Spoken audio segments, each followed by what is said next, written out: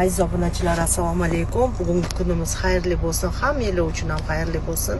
Bizning ertalabki funksiyalarimiz ilohim Alloh tarafidan yordam berib qizlarimiz hammasi farzandli bo'lsin. Birinchi qizimizda 14 ta folikul, ikkinchisida 24 ta folikul, uchinchi qizimizda 2 ta folikul oldik. Hammasida hozir embriologlarimiz bolajonlar dunyoga kelish uchun barcha manipulyatsiyalar qilishadi va bugungi kunimizni keyingi bosqichi aeroportga ketyapmiz.